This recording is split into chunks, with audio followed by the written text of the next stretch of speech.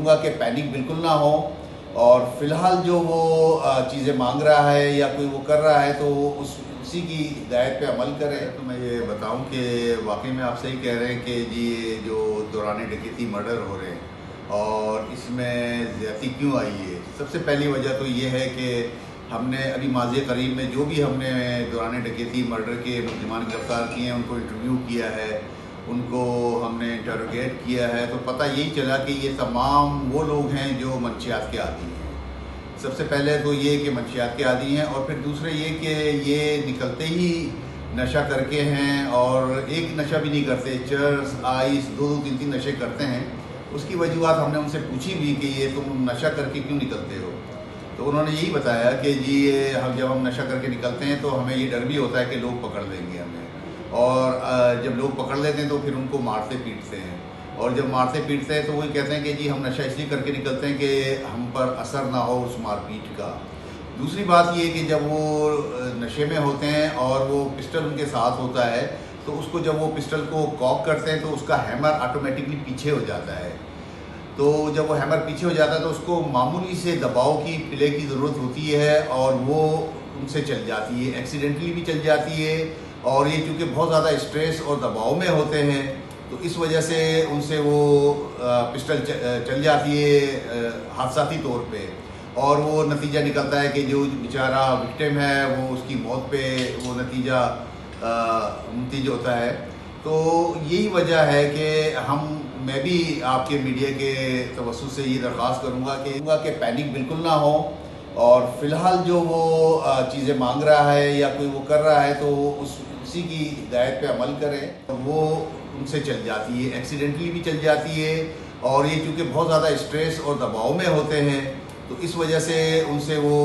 Pistol चल जाती है हादसाती तौर पे, और वो नतीजा निकलता है कि जो बेचारा विक्टिम है वो उसकी मौत पे वो नतीजा मुंतज होता है।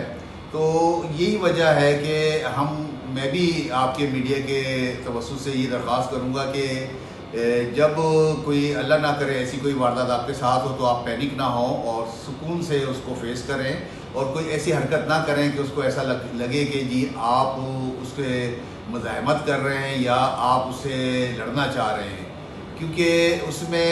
अक्सर मैंने जो अभी तक वारदातें देखी हैं उसमें जो मर्डर हुआ उसमें यही हुआ कि जी उससे अगर मोबाइल फ़ोन छीन रहे हैं या इससे वॉलेट मांग रहे हैं तो वो झुका अपना मोबाइल फ़ोन लेने के लिए या वॉलेट लेने के लिए, तो उनको ऐसा लगा कि जी उसने पिस्टल निकालने के लिए झुक रहा है या वो मुज़ाहमत के लिए तैयार हो रहा है, तो वो उनसे फौरी तौर पर फायर हो जाता है। और आप मेजॉरिटी आपने देखा होगा कि कनपटी पे या सर पे गोली लगी हुई होती है, वो इसीलिए कि उन्होंने एम वहीं किया हुआ होता है और वो कनपटी पे पिस्टल रखा होता है, और वो उस वक्त वो फायर करके चले जाते हैं, और नतीजा एक बेगुनाह आदमी की मौत पर और एक ख़ानदान की तबाही पर ये ख़त्म होता है। तो मैं यही आप लोगों से दरख्वास्त करूँगा, आदमी लाया गया है जो कि दौरान डकैती ज़ख्मी हुआ है, क्योंकि अस्पताल जाके वो बताते हैं कि जी हमसे कोई डकैती हो रही थी और जब हमने मुज़ाहमत की तो हमें गोली लग गई। लेकिन जब हम वहाँ पहुँचते हैं तो हमें पता चल जाता है उसके ज़ख्मों की नौइयत से, क्योंकि अक्सर वो गोली उसकी रान में ऊपर की साइड पे या मसाने की साइड पे लगी हुई होती है। तो वो चूँकि जब वो डकैती करके जाते हैं तो बारहा आपने वीडियो में देखा होगा वो पिस्टल कॉक करके उसको लूटते हैं और उसके बाद वो नेफे में उड़सते हैं या पैंट में उड़सते हैं, और वो कॉक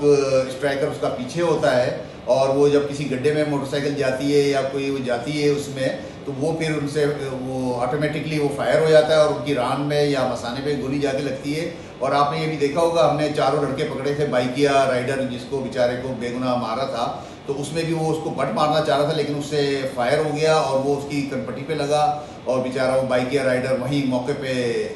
जा बहक हो गया। इसी तरीके से जीशान का हुआ, और एक और मर्डर है हमारे बहादुराबाद का, वहाँ भी इसी तरीके से हुआ है। तो वो ये चीज़ें हैं कि हमें एक्सपीरियंस में आई हैं, हमें तजर्बे में आई हैं कि जी वो, क्योंकि ये बिल्कुल भी ये ट्रेंड नहीं होते, इन्हें सिर्फ पिस्टल चलाना और रखना आता है, उनको नहीं पता कि उसके सरकमस्टेंसेस क्या हैं जब वो पिस्टल कॉक हो जाता है और उसके बाद उसको मामूली से उसको दबाव की ज़रूरत होती है स्ट्राइकर को और वो फायर हो जाता है। तो मैं यही बताना चाह रहा हूँ कि ये चीज़ें हैं कि इसका ख्याल रखें और कोई ऐसी मज़ाहमत ना करें कि अल्लाह ना करे कि वो गोली चलाए और आपको उसका खमियाजा। ऐसा भी हुआ है, मेजॉरिटी मैंने जो ऑब्ज़र्व किया, मेरी खुद अपनी सर्विस में मैंने खुद पर्सनली ये मैंने इसका वो एक्सपीरियंस किया है कि अक्सर हमें ऐसा मैसेज मिलता है मेडिको लीगल से कि जी एक आदमी लाया गया है जो कि दौरान